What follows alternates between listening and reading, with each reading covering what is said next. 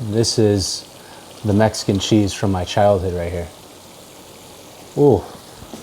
Oh man, so good.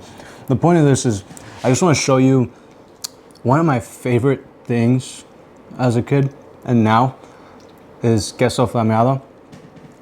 A lot of people online say I say it wrong because it could be chorizo or queso fundido, but I guess there's just so many fucking variations. The one I grew up on was called queso flamado, and it was always served with chorizo, melty cheese, and that was literally across the border in Mexico. We always walked over the border. Anyways, I just want to show you this simple one. Most important part of this is the cheese because it's just two fucking ingredients. I grew up on this and I grew up on it being called queso flameado, and this one's called queso chorizo, and that's very popular. And I just remember it being this really good melty cheese that we got. We'd walk across the border to Mexico all the time. You didn't need a passport for that, by the way. I still think you don't need a passport for that. But anyways, this is the cheese that you need to make it work. Queso Oaxaca. It's a white melty cheese.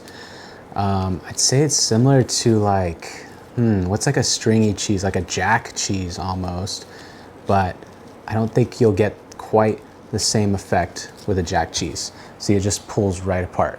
You can find this at most Mexican stores or even most large chain grocery stores. So this is just the cheese you need. And then that brings me on to the type of pan to use.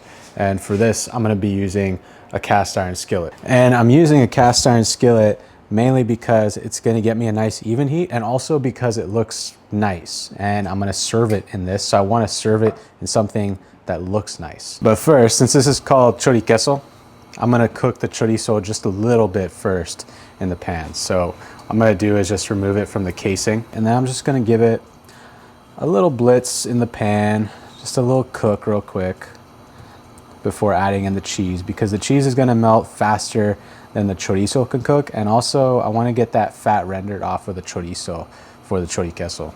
Another ingredient that I found to be good is a nice añejo tequila, just a touch of that.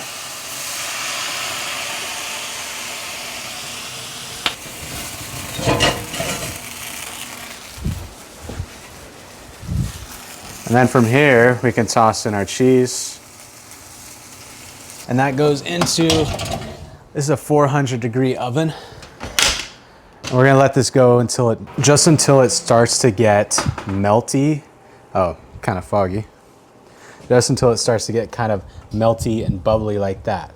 Now, what I'm gonna do is I'm gonna go to broil, high, enter. And because the cheese is already all melty, bubbly, I'm just gonna broil the top of it. I've always had this with corn tortillas growing up. They were the smaller ones at the Mexican restaurants, and it would just be the chorizo or the queso flamado, corn tortillas, and fajita, avocado.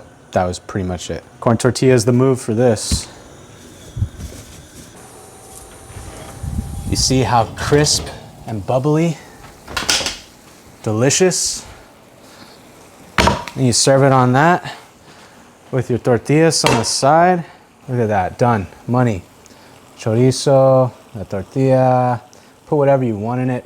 I've done it up in the past with like some roasted chilies and stuff, but I just want to show you the one that I had from my childhood. It's so fucking good.